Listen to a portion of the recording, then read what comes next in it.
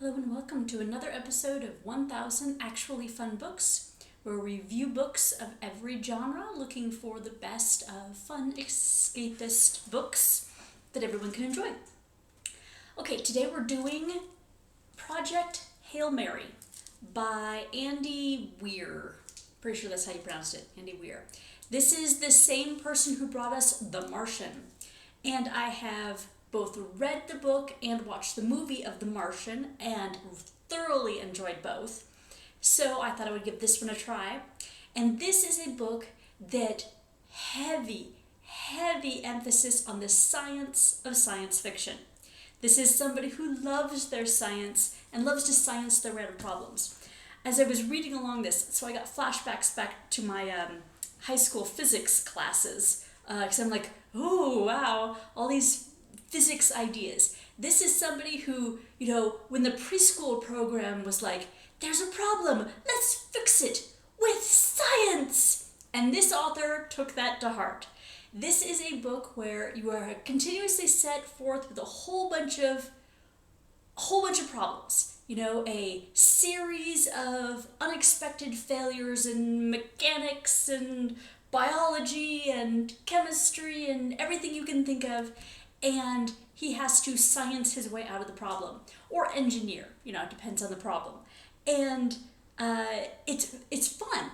Although some of it you're just kind of like, hit with a brick with the amount of science trivia coming along on this. So let me get to the plot, I guess, before I go too far. This will be heavily spoiler-free, because there were quite a few twists and turns in this, and I'm trying really hard not to give that away, which may mean this is a little bit lighter on the details than I would normally give. But I went into this book not having read anything about it, not having known any spoilers, so there were a lot of surprises. I was expecting this to be much more similar to The Martian than it actually is. There are definitely parallels. You can definitely see it was by the same author, but this has a very different flavor than The Martian. Okay, so our plot. Earth is basically present day Earth, and something is astronomically a problem. They're like, the sun is dimming. What's up with that? And this is a very minor spoiler because you figure it out right at the beginning. But there is a problem with the sun dimming. And so our main character, Mr. Grace, Dr. Grace, is part of a team of people trying to figure out what is causing the problem. And once they figure out what the problem is, they're trying to find a solution. And what they discover is there's a lot of stars that are in this area, being very relative of space, they're having the same kind of problems. So they figure that they will do a trip to one star that looks like it should be having the same problems, but isn't, to try and figure out what's special about that star. So that's basically, in a nutshell, what's going on. Dr. Grace is part of a 3-man crew on the single hope for humanity that he can discover something at this distant star. And I want to pause here. There is a pun in this that I just, okay. So Hail Mary, it's like a last-ditch, desperate attempt to save humanity. It's totally an appropriate title for this book. But our main character ends up being the only survivor of the trip, because they were unconscious the whole trip. So he wakes up there, basically, right? So he is the only one in this trip that survives, so the only one in the ship. So Hail Mary, full of grace, because his last name is Grace. And I read that and I just groaned, the pun going on there. Anyway, beside the point, I just thought that was kind of funny. Anyway, he is at this location now, and he is trying to solve Earth's problem at this new location. And I'm not going to give away anything about that trip, even though there were a lot of surprises there. A lot of interesting surprises there. And what I really liked about this, there's a bunch I really liked. There's a bunch I really liked about this. Okay, first we'll say the twists and turns, okay? There were some things in here, because I wasn't spoiled, that I did not expect to have happen. It was totally out of the blue. And I really liked a lot of the twists and turns. Not every one of them. Some of them kind of were awful surprises, but most of them were pretty good. So the author did a great job, if you don't know what's coming, that you don't see what is going to end up happening next. So I thought that was pretty good.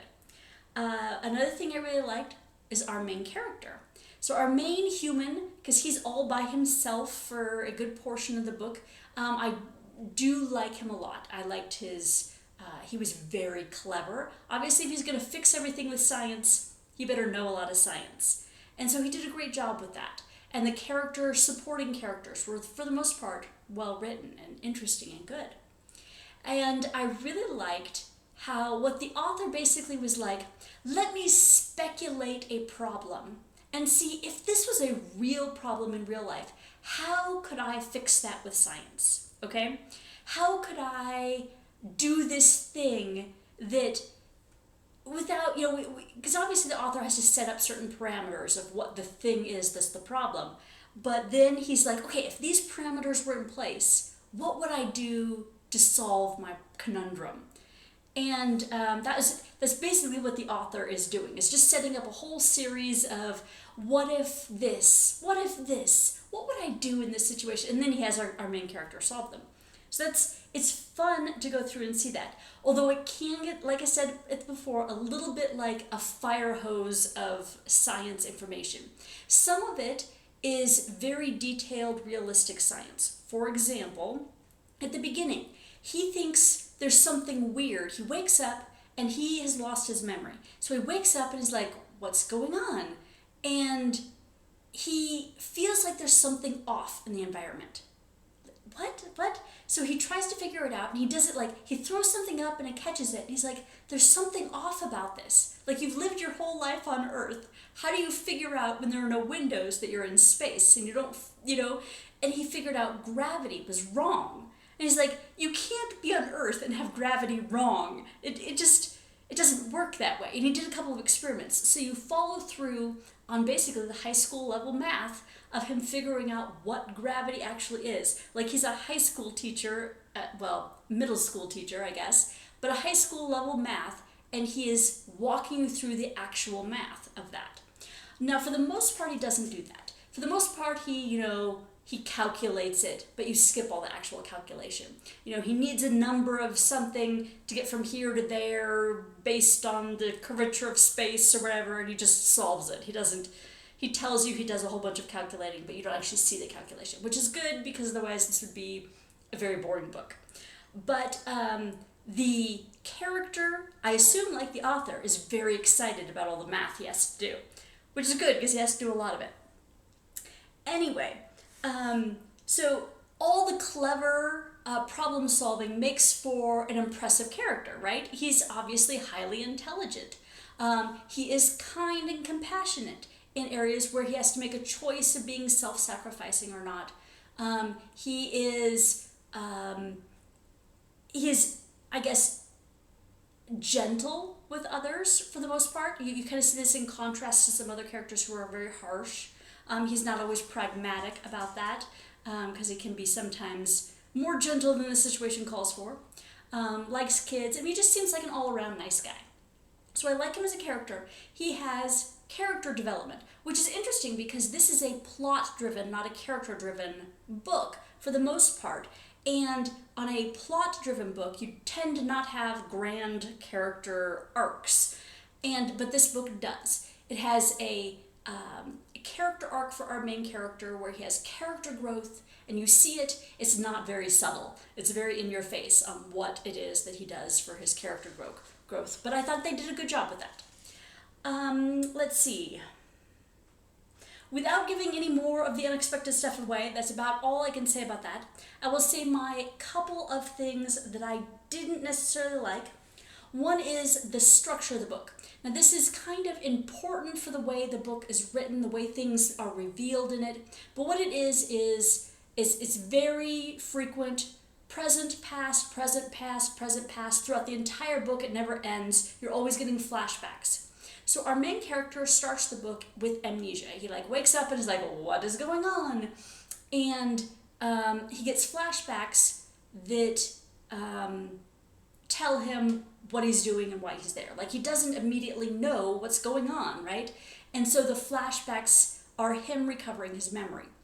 Now, this isn't a really perfect device. It is good for, I guess, drama of the story, because if they did it all sequentially, chronologically, it might not have the same dramatic effect. But the problem with it is it's very convenient. He only remembers things when he needs to remember things or when it's really appropriate for the story, and it's kind of a little bit cliche in that respect. And I don't love the way that constantly yanks you out of the, something dramatic is about to happen. Oh, look, we're having a flashback. Can we get on with the flashback? Okay, we're back in the dramatic scene, that kind of thing. Where to me, it feels like it interrupts the pacing a little. So I didn't love the flashback setup for this book. But I don't know that he could have written it any other way and still kept a lot of that tension and drama and unexpected things happening. So whatever. Another thing that's very mild is our author is a little bit, I think, unrealistically optimistic in a lot of areas, one of which is the response of humanity. So the world is ending, and sure, there's a little bit of disruption, but not really. It's more like everybody gets on, goes on with life, like whatever, okay, that's fine, I've still got to do the dishes. And it doesn't seem like it's worldwide chaos. And all the world leaders band together and decide we are going to work together to solve this problem, which, I'm sorry, I don't have that much faith in humanity. The ending, without giving any spoilers, the author manages to wiggle out of how humanity deals with this up to the brink of too late. And the main character, I'm trying to do this without giving away the ending, and let me just say that the author does not deal with Earth's situation at all. And so because of that, it can feel very light and fluffy. Like you have some doomsayers, the world is going to end and we're all going to die, and this is the percentage of people that are probably going to die, and how quickly and all that kind of thing, but you don't actually see any of that because it's not the focus of the story, which is fine. We don't need another post-apocalyptic, end of the world book, and that's not what this is. But because of that, I feel just like it's very unrealistically optimistic about how humanity would react to these situations, which is fine. I could just be that way. That's a little my pet peeve. It doesn't really reflect too badly on the author or the book. Okay, overall, it was excellent. I loved it. It was so engrossing. This was the kind of book that my husband is calling me, hey, honey, it's bedtime. And I'm like, okay, I'll put it down. And then I sit there and lay in bed and think about it. Like, how did this happen? What happened next? What did you do? And then, as soon as I wake up, I'm like, I want to go do this again and go read more. And I told my husband, you have got to go read this book. So I'm highly recommending it. Please go out and read it. You will, if you at all like science fiction, if you like clever heroes, you would love this book. It was extremely well done. Highly impressed. So that's my part one. Part two is what I'm doing next, and I'm picking a historical fiction. It's called Grace of the Empire State, and I believe I think it is a female worker who dresses up like a male, I think. One of those kind of situations to go work on the Empire State Building, I think. So I think it's just her life and the conditions on what she was doing at that time, how the Empire State Building got built, because at the time it was super impressive. I think that might be interesting. So we'll try that next. And I think that's all. So thank you for watching, and please join me next time.